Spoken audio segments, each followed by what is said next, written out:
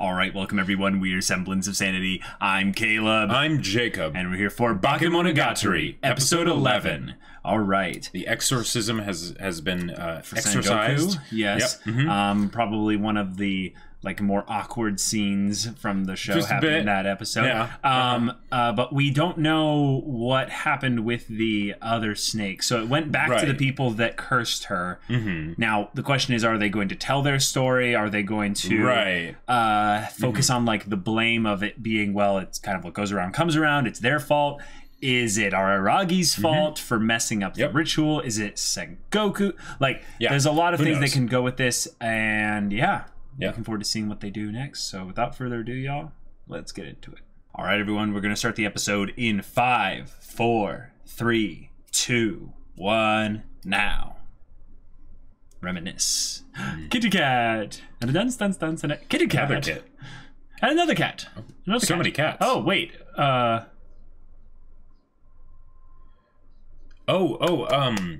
Does that mean okay. Right.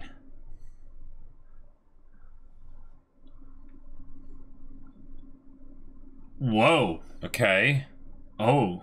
Okay. This is Hanekawa. Dang. That sucks. Wait. Okay. Doesn't sound like Hanekawa, though.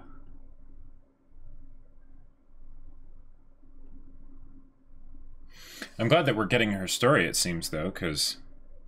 You're sure this is Hanekawa? Yeah. Okay. Yeah, it is. She's talking a little less... Confidently? confidently, so it doesn't really sound like her exactly. Okay, cool.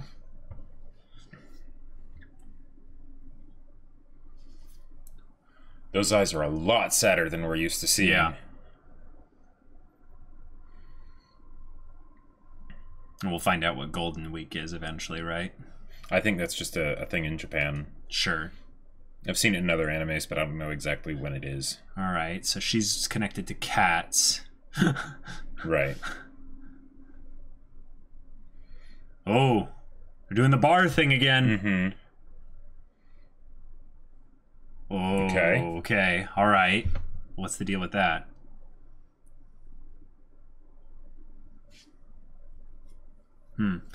Those walks are why she kept bumping into them in the previous episodes.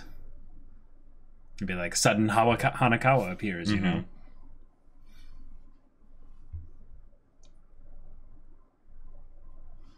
Yeah, I was gonna ask about that. Got scratched by a cat. But it'd be a pretty serious scratch. Oh, Gotcha. okay.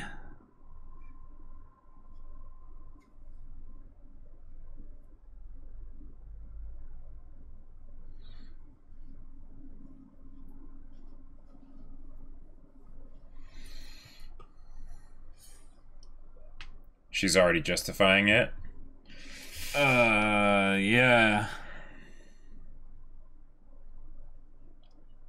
Everything's flipped upside down.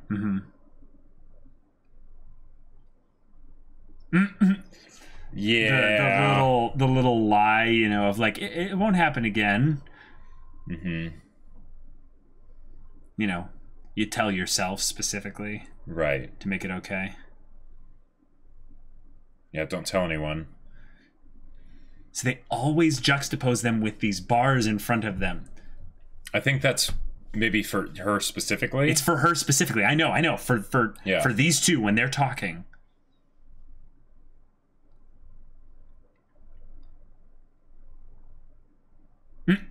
All the seagulls.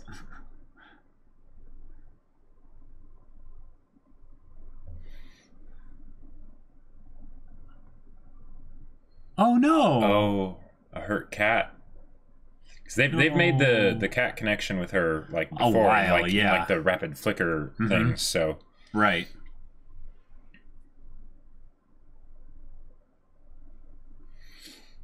Is this where it all started? This music. Oh. Okay, new OP. I do feel a little bit sad though that we don't get to hear the previous one again. Right. Oh.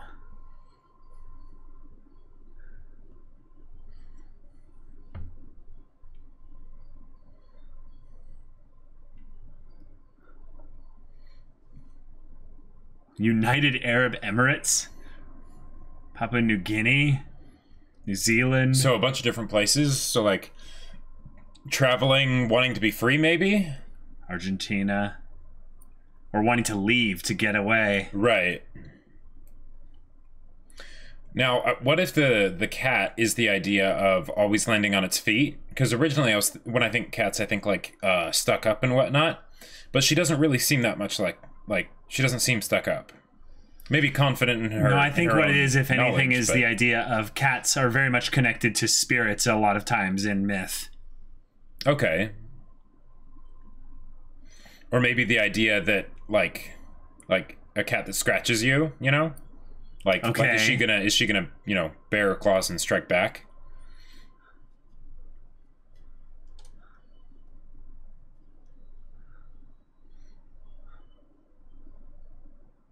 There's a lot of stuff about the human form there, and maybe about kind of order and stuff. Oh, here we go.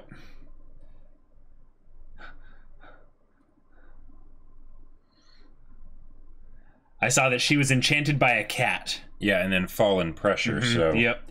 That goes with the cats landing on their feet. There you go, yeah. You're onto something. Well, that's a pretty cool effect. What is this? He's smiling. Okay. Hey, Sengoku. Yeah. Waiting for you.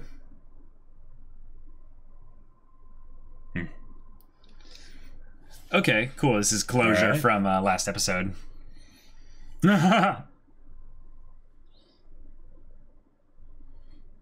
she just ran off. Yeah. That does sound like her. Wow.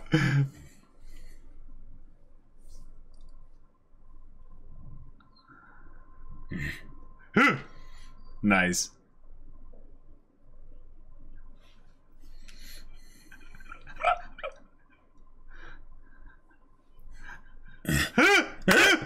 That was pretty fourth wall breaking. Yeah, that was great. Not about the joke, but about the explanation to the audience, you know? I'm glad that Araragi didn't get it either. Right.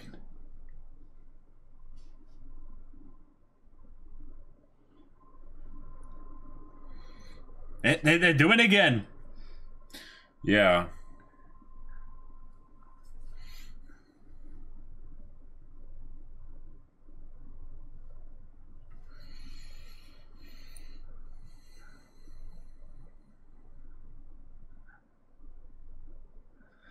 Okay.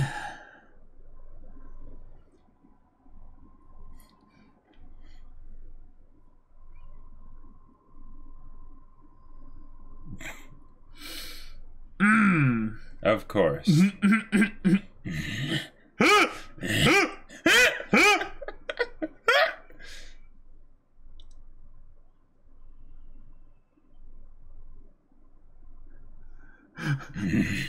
His internal world is something else. Yep. Yeah.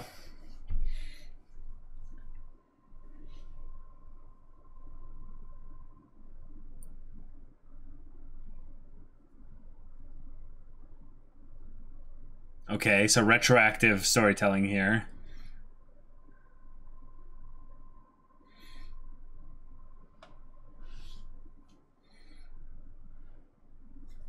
Oh.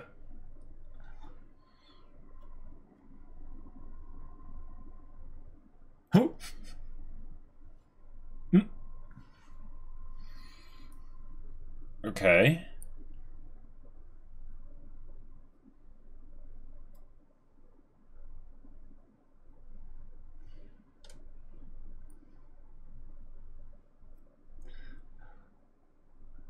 Huh.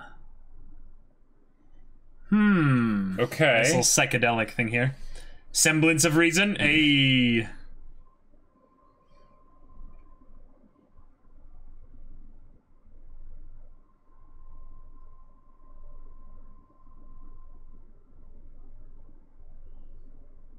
He's distant.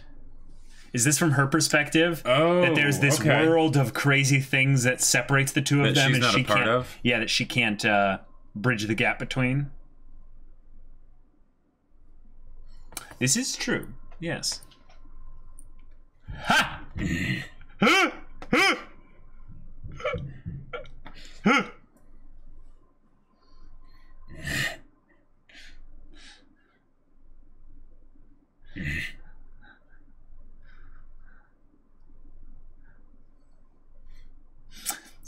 Same joke, okay.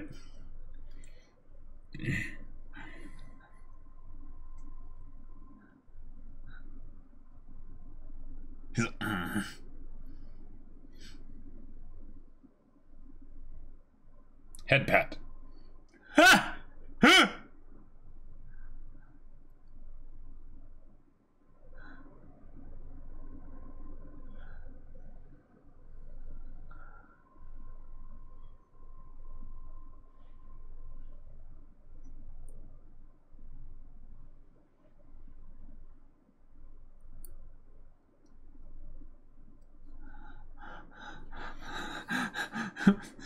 Okay.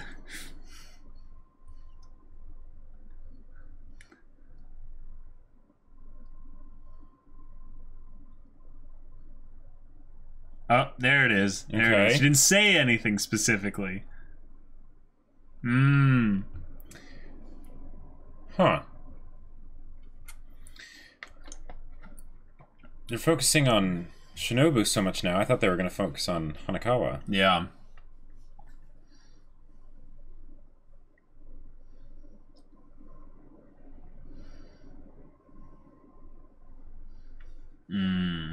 I wonder if Shinobu has like partial Hanekawa. control over Araragi because she turned him into a partial vampire.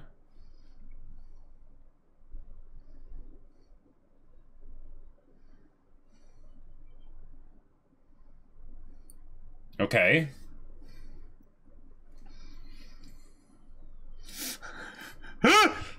What? All right. Yeah. I love how the car goes slower than she was. Yep. And he's got in his hand, yeah.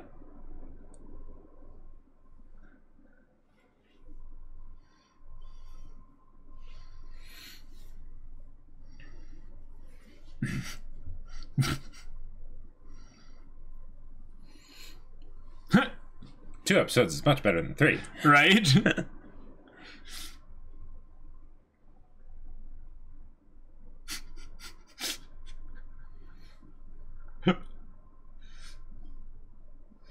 She knows what she knows. There we go. Yep. It's a good clarification for...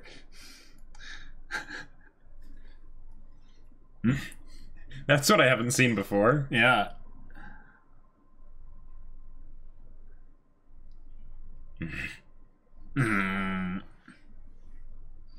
Yeah, it sure would be nice to see Senjigahara again. Okay.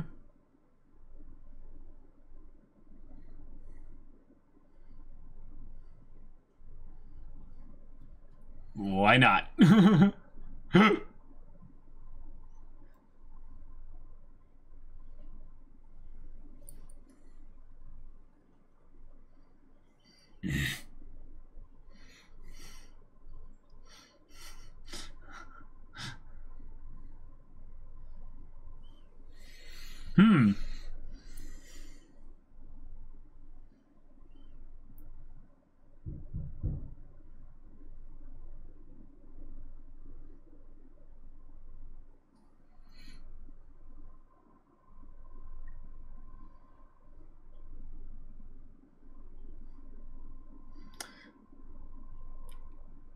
It's not his responsibility to do that.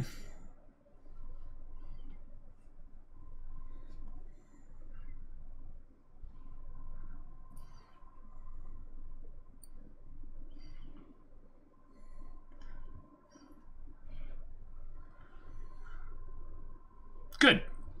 All right.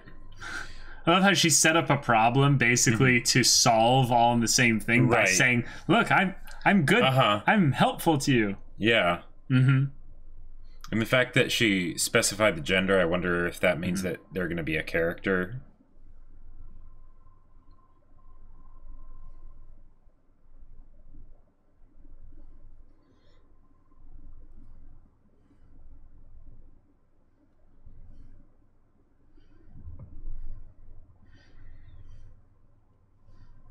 Cool. All right. Cool. Yeah, that sure would be nice, wouldn't it?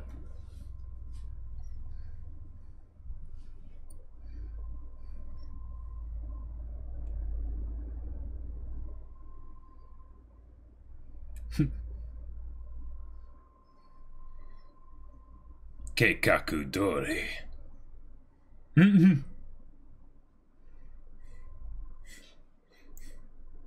Your next line will be...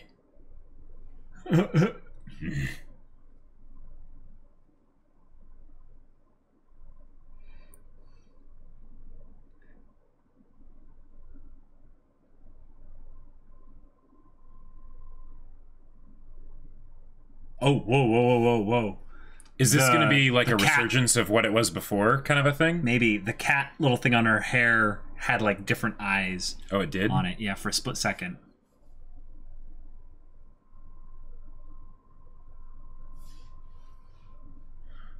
Oh.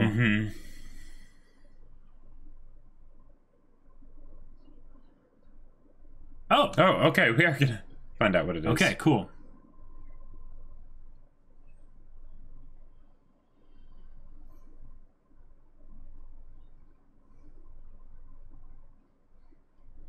Is this the same music from when they did the all the flashbacks before? Oh, okay. All right. Whoa. She is now Nekokawa.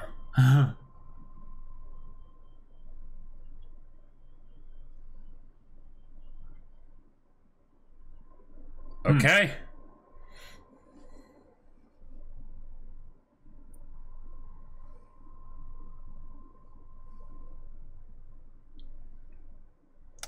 What does that mean? Yeah. Okay. Hey, didn't we get a slight yandere vibe from her at the beginning?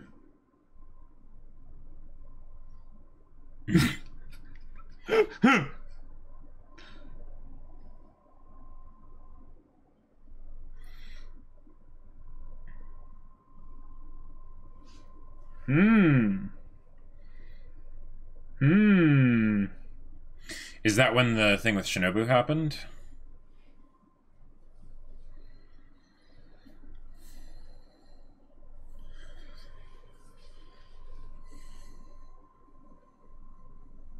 Gotcha. Okay. From home life stuff? Yep. Over a long period of time. Oh. Well. It's just once. Yeah, it was just once. Or perhaps her family. Yeah.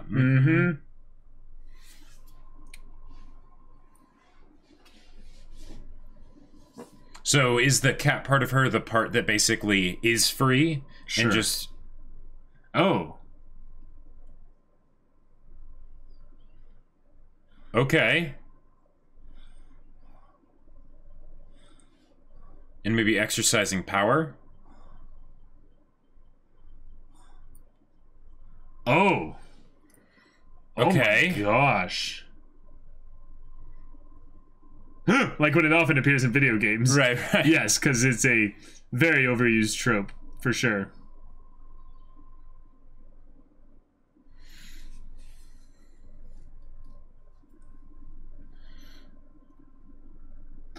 Okay, so no one died. Yet.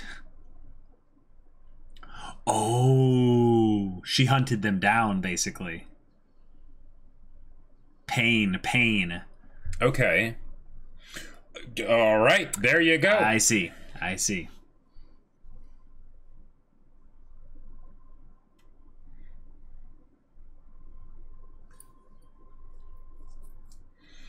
Did she go after you?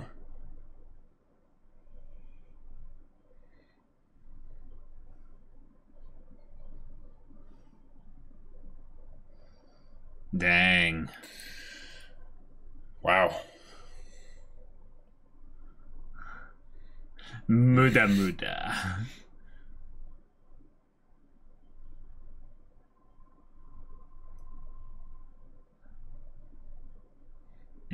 Oh.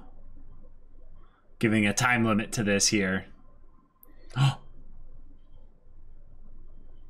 Okay. Oh, Shinobu. Okay. All right, cool.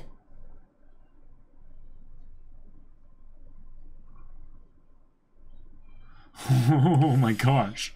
Holy crap.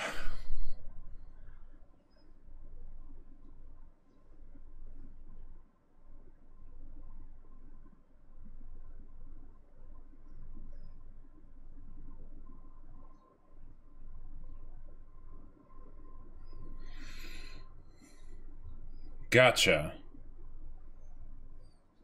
Wow. Okay.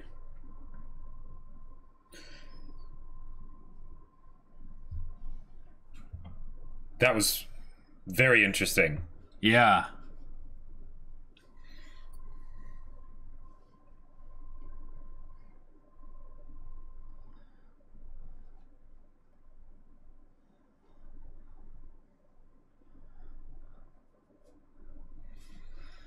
So when she helped the cat, she got possessed, basically. Just... I mean, doesn't have to be, but... Wait, what is on the cars? There was text on those cars, yeah. This show just hides little things everywhere. More importantly...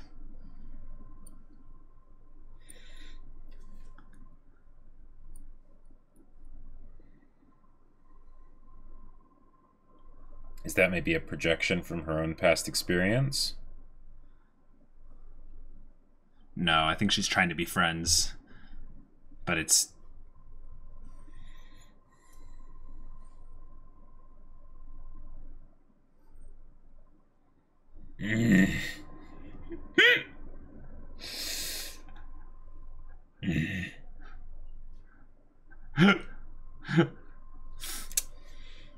Okay. All right. I'm really excited to see what they do in this arc.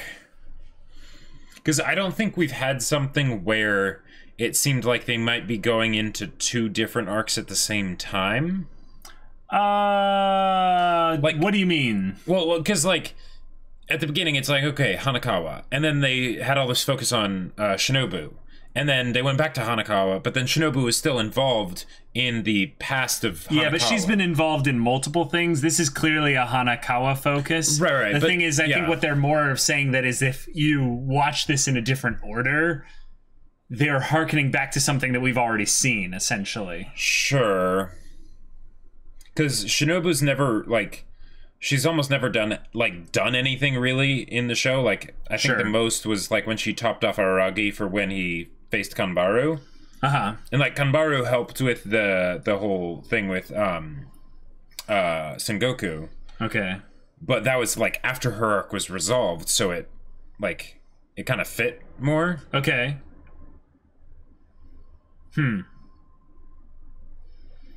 I like how this ED changes. Uh-huh. As the characters get introduced, yeah. Yep. Well, that's new.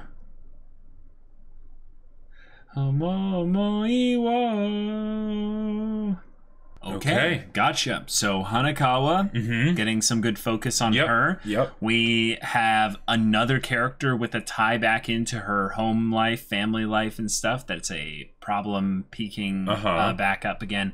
and this is something that we knew that she had a problem in the past, but it was solved, right? And that had been foreshadowed previously. So this is something that we've been expecting. Yeah, at the very least, her backstory, I'd say. Right. Less so that she would have a problem again, but eventually getting more insight into where she came from. Yeah, and for some reason that made me think that they were going to do it in like a different like part of Monogatari, basically. Yeah. That would end up being at like a different time. Right. And then that's when her issue would be brought up. But no, they're doing it here, which is great. Right. It does, like you said, give more build up for Shinobu. I think that what we can draw out of this primarily with Shinobu is that she is incredibly like strong and powerful, and can handle like an aberration like a metal cat essentially with just her own basic, vampire-ness. Yeah. And and that's a little crazy because if these vampires are similar to vampires have a lot of interpretation. So I don't know if she was actually sucking the blood of Hanekawa, or if she was using an actual like spirit draining ability that drained the energy of the metal cat specifically. And then because of there being no venom maybe released, Hanekawa is not a vampire either. Right. It just sucked away whatever energy was taken from the draining. That seems very, I don't know, I would say that seems very kind of Shinobu, or if anything, that something that we've been kind of suspecting all this time is that Shinobu looks out for Araragi. Right, and it could just be because like he's her vampire spawn, kind of. That's primarily probably what I would say as well. Yeah. But the thing is, she hasn't done that with the stuff that's been in the current time. Well, because she's been localized to Oshino's place, as far as we know, and that was before she was named Shinobu. So maybe that was before Oshino took her in. Possibly, like because they said that was before she was named Shinobu, and I think that's the biggest clue we're gonna get there. Yeah, I don't know what caused her naming specifically at this point, but with Hanekawa having this tie into cats. And having a spirit that possessed her a while ago, about a year ago exactly, and had a real kind of servant-master relationship with Hanekawa, being there to relieve her of stress from the sources of her pain. And I like that they put pain on the hand, because every time she went to strike them and drain them from energy, she's basically saying, you're the source of my pain, so I'm going to reciprocate that and drain you of your ability to cause me pain, basically, so that I can be free from this. But what I found to be kind of a dark kind of karmic aspect of this is that we don't know which parents those were. Now, because Hanekawa has had multiple parent situations and stuff like that, there's a very real possibility that the reason why even the parents are someone that keeps coming back and being a source of strength and stuff, stress, could be that the metal cat isn't doing enough. Like, it's and like, okay, because I feel like they really gave us a lot to work on, like, and a lot to go on with this, because there's the idea of abuse, right? That will definitely cause the stress thing, and the whole thing with the cat. I think it is what I was thinking it might end up being, is the whole idea of this kitty has claws now, right? And she can strike back, right? So she does. She goes after both the parents. I'm guessing, like, there's a case to be made, I feel like, for both sets of parents, both her actual biological parents and then the parents that she has now, because the parents that she has now are the ones that are actually, we're doing the abuse, or at least the dad was doing the abuse and the mom was just letting it happen, I guess. But then she could also blame her biological parents for the fact that they gave her up, or whatever the circumstances were that caused her to be with these people. Because the thing is, those are some extenuating circumstances. Like, the way they talked about it made it seem like it was like a marriage divorce thing, and like custody was like, given up and stuff. But the thing is that would have to be very extenuating circumstances for custody to be given to a non-biological parent, right? Like, So yeah, I don't know what's the story going to be there, but the big thing I think is we've got all this foundational build up for Hanekawa, and yet, like you said, there was a lot of other characters that had little moments in this episode, to where in a lot of ways they were distractions for the Hanekawa Araragi interaction. And I mean, it was more specifically Sengoku, and we did need to have a little bit of closure as to how that whole thing ended. Yeah, just sort of recap of where they're at now. But Sengoku was a means by which they brought back in Shinobu and talked about her giving Kambaru and Sengoku a little bit of a stink eye. Stink eye, yeah. Right. Now, I'm going to go out on a limb and say that it's because they were with Araragi. Sure. And specifically... Shinobu has a little bit of a protective, like... Right, he's my possession Araragi. Kind of a thing because I turned him. Yeah. Right. Now, what's curious here is then we go into the conversations with Hanekawa, and she constantly dodges anything that has to do with herself. She kind of keeps putting things off and talking about...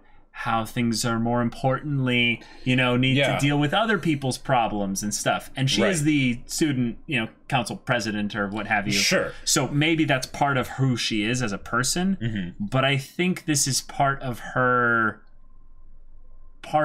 curse, part of her burden is that she lies. She's not honest with how she is and how she's feeling. Yes. And I feel like because the other clue that we have is that after draining her parents, she went after Araragi. Yeah, that's wait a minute. That's like the big fish, I think, because she brought it up very readily of what was going on. Yeah. Right? He just randomly asked, what was it? And she's like, oh, can you keep a secret? It's this. Why would she tell him that? Is it to just get it off her chest? Oh, I think it's definitely because she considers them friends. Right. Like she considers them close, and she values like him being there as kind of a someone that can help her. Well, and I would say there's I'd say it's fairly safe to assume that she likes him. Oh yeah. And she has for a while, probably. Oh yeah. Especially given how they were interacting before. So it's absolutely. It's not I wouldn't put it past her for it to be something where she basically wants him to help. Right? Well, she asked him. Right. Remember when she went and grabbed the dead cat or the hurt cat? She's like, "Will you help me?" And it was basically one of those like open-ended, vague things where it's like, well, she's obviously talking about the cat, right? Right. Well, except no, because it's like legit. Like but Araragi even made the connection between the cat and her. Well, right. And then we were literally given the most like obvious visual metaphor in the cat being a white hurting cat, specifically with her transformation into a white cat that is I would say manifestation an alter ego of how she is going to handle her hurt. Yeah, her pain. Right? So what I could see it potentially being is that because of maybe being the student council president or because of how she is as a person, she doesn't want to actually openly say that she needs help when she does. Right. And the closest that she came to that is basically admitting to Araragi, so my dad hit me, right? Yeah. And then that's the thing where it's like saying that and hoping that, Araragi has a certain response and being like, well, come on, this needs to stop and stuff. Right. But the fact that they cut off the conversation not too long after that, she was doing a lot of like deflection and, and stuff of like, oh, that's fine. It was just this once and things like that.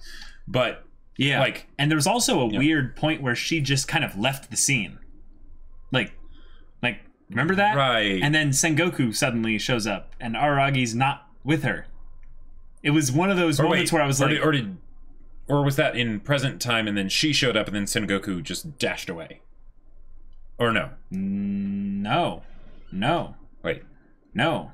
Okay. No, he was... Remember, Araragi was with Hanekawa in the beginning. We just cold open, they're starting out, walking together. Then we cut to Araragi bumping into Sengoku. Oh yeah. And she's just like, "Oh, Araragi, Oni-chan." That was a different time. You sure? Yeah, so that was basically showing the whole Golden Week thing of the first time that it, started happening in the setup of the problem. And then it jumps to, okay, present time, it's after the previous arc of Sengoku, and he talks to her and stuff.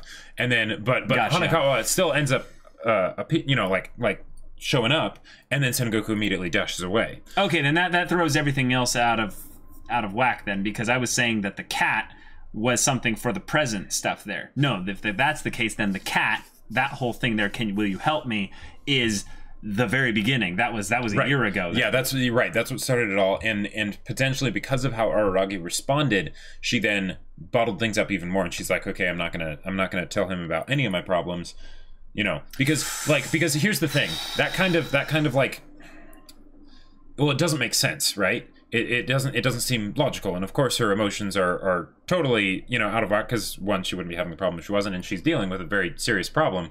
But the fact that it's a multiple personality disorder type thing, that was what they described the cat thing as. Right, the metal cat. Yeah. Right, exactly. I would say then that means that whenever she does something, there's going to be multiple things that she wants out of it that might be in direct conflict with each other.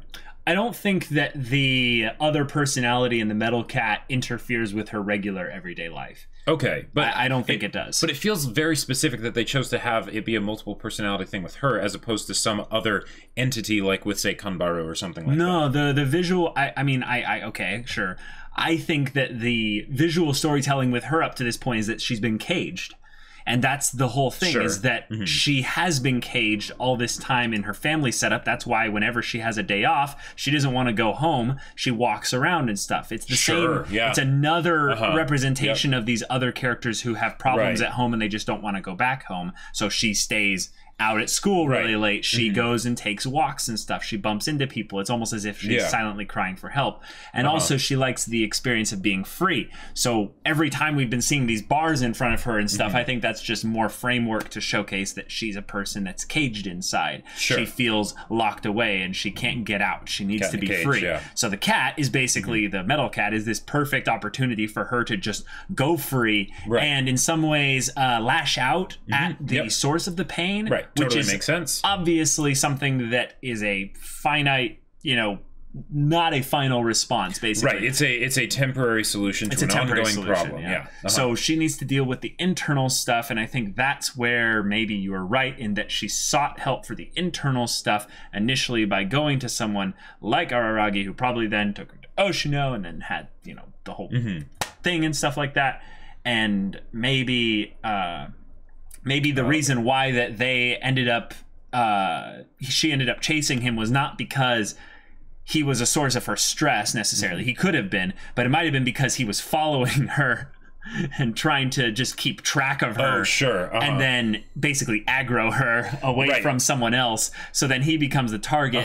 And Shinobu was maybe part of Oshino's plan for the whole thing. To just, now you follow the follower who's following them. And then when things go, you deal with things there. Now, it doesn't have to be that way, but that's just here's a thought. A way it could go. What if the reason she was upset with him was because he was treating her like an oddity? In other words, because he turned it into kind of like a experiment type thing, where he stopped maybe seeing her as a human being because of this weird supernatural thing that was manifesting as a result of her issue. What correlates to that? What's your basis for that? I'm trying to riff on potential reasons why she would get upset at Araragi. But how do we know she got upset at Araragi? She attacked him. Right, I know. But I was trying to put out an idea there of like, it doesn't have to be that, because she said, "Why are you following me?" Like we could go back and watch it, but I think she says something about like, "Oh, human, you were following me," basically. Well, there doesn't necessarily. Okay, so there could be a difference in, because of the split personality thing, there could be a difference in what one knows and what the other one knows, which makes it very interesting. Her catchphrase of "I just know what I know," right? Because in a lot of ways she doesn't know what she knows, right? That's true. And if that's the case, then that could be just the explanation or the reasoning that the metal cat had as to why it was going after Araragi, because it didn't necessarily know why, because the thing that kind of made me confused was when they described how the metal cat attacked the parents, right? Yeah. They originally described it as it attacked a couple people, you know, Yep. right? And it attacked people and it put them in the hospital and all that stuff. And then at the very end, these people were her parents, right? Right. And it's like, and it's the idea that they just were people, right? You know, but oh wait, no, it's her parents. So there's something more to this, right? Oh, here's how you can work it out. Hanekawa doesn't know how to deal with her stress because she doesn't understand maybe fully that these people are doing things that they shouldn't do. Right, because she rationalizes it in her mind. Right, like she did with her dad being like, oh, it was just once. And you should understand that when people do something that annoys or angers them, they could get, you know, aggressive. Right. You know, basically that kind of thing. But the cat knows. The metal cat can look inside of her and determine, these are the sources of your stress. I'm going to attack them. Hence why it's a multiple personality thing, because she fragments it to deal with it. Yeah. So maybe you're right in that the metal cat knows that Araragi is a source of stress, but Hanekawa doesn't believe that. Hanekawa likes Araragi. Hanekawa thinks the best of Araragi. Yeah. Hanekawa was shown in this episode thinking the best of Araragi, according to rumors that she said, and then and then she also, like, apparently, you know, Now this is something that's a little bit, I would say it's assuming a little bit of the worst of Hanekawa, but here's something that has always struck me as odd with the vibe of Hanekawa. Back early on in the beginning of the show, she gave us yandere vibes. Yes. She gave me this vibe of being a bit manipulative, being a little bit, not deceitful, but had a very particular way that she wanted things to go. Right, exactly. And I think that if you look at all of it through the lens of her not knowing exactly what she wants, and when something happens that she doesn't want, she's not able to basically state, I don't want that. So she tries to precondition everything around her to go a certain way. Okay, Now, if this whole thing with Araragi is that she likes him, and she's known him for a while now, and Senjugahara just kind of bumped into his life and stuff, and she's like, oh, I heard some rumors about something that might slightly put a splinter in the relationship between Araragi and Senjugahara, but that's okay, because I defended you. I was a good person when you weren't there. And now, in fact, if you really care about Senjugahara, you should make sure to defend her too. Against these rumors that might not even exist. Exactly. Which the thing that follows with that is, if he doesn't, maybe that'll subtly reinforce in his mind that he doesn't actually like Senjugahara, you know, and then maybe they'll break up. It's something that I have seen in real life situations where a girl, I'm sorry, I don't see this with guys. Guys use a little bit more blunt tactics. I'm sorry, guys are just dumber maybe in that case. But I've seen girls do this where they basically try to set up a false problem, basically be like, oh, this is something that could be solve. But I solved it for you. Wait, it was never even a... Why did you tell me about it necessarily? Right. Like, when they're wanting basically an affirmation of sorts, particularly for the thing that they helped you with that you didn't even necessarily need help with. Well, and the fact that, and like, it could very well be a thing where someone did, you know, was spreading those rumors or whatever. And you know, good job Hanekawa for standing up for him and for letting him know. So it's like, hey, you know, like, not as a negative thing, but just as like a, hey, people, you know, were saying stuff. You know, I called them out on it, but they were saying stuff. I just love how it's also a kind of a meta thing, because there's so few characters in this show that are, like, everyone is connected to Araragi. So it's kind of like, wait, like, who gave these rumors? I thought they were going to go into that because once it said, you know, I told him off. I was like, him, okay, are we going to meet this him? Like, is that going to become a point? This is a harem anime. Well, there are no other hims. That's how we know she's lying. well, except for Oshino. No. He's non-binary. He fits into the he never has any luck with girls, I guess. You know, that there can be one of those types of characters in a harem just to help reinforce the main male protagonist, although he doesn't really fit into that very well.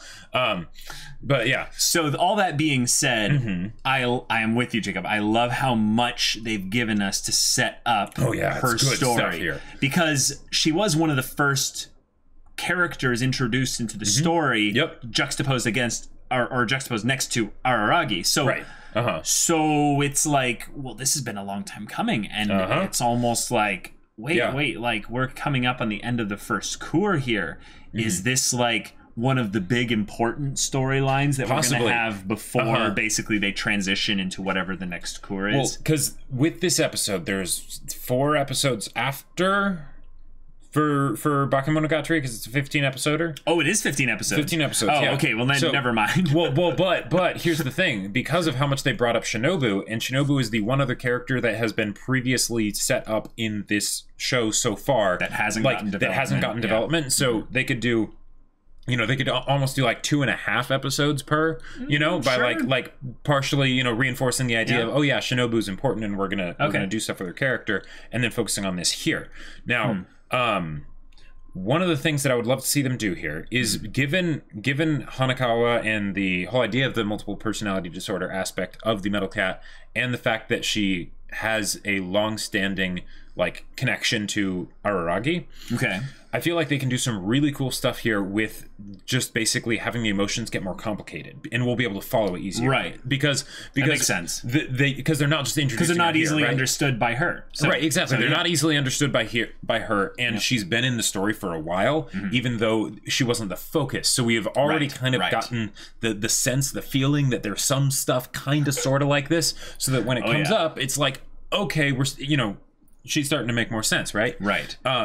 Now, because I would love for her to really have a problem with Araragi, because and it doesn't have to be this is just something that I would love to see, is that she has a problem with how he is treating her as another puzzle to solve, rather than maybe comforting her or being that good friend or something. See, because I that seems like a very like specific jump that I haven't seen yet. Like maybe, but when have we seen him try to fix her? Well, we know that. Okay, the fact that he was following her around, because that's the thing. The fact that he was following her around, and that the Metal Cat mentioned that, right? That doesn't seem to be something that Hanekawa would necessarily have a problem with, just from the standpoint of Araragi being around a lot. Like, normally she might think, "Oh, does he like me?" Or something like that, and that would be no problem.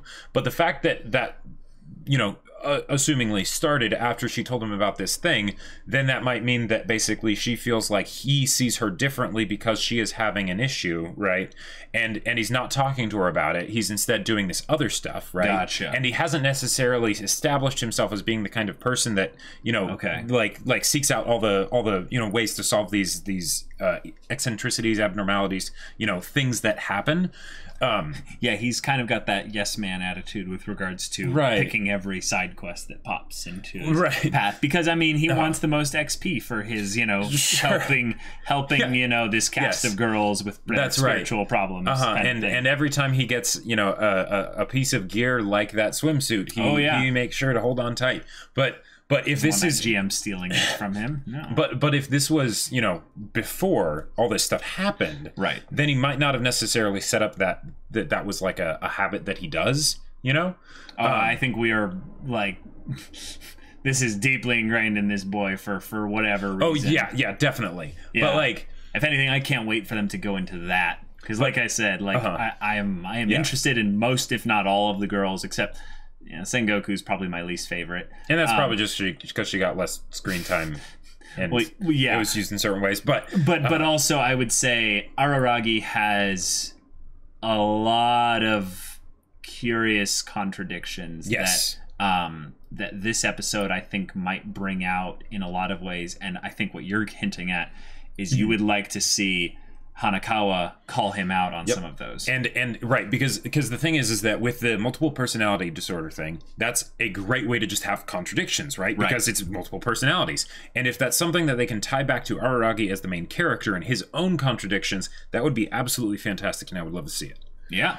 All right. Well, that sounds cool. So, y'all, it's been a good episode. Very great good episode. Setup episode. And looking forward to more of this stuff with Hanekawa. Yeah. Yes. So if you want to see the next episode's reaction right now, go check out the link in the description below for our Patreon. You can get an early access there. Any level of support gets you access to our Discord, where you can chat with us about stories or just hang out in general and chat about whatever.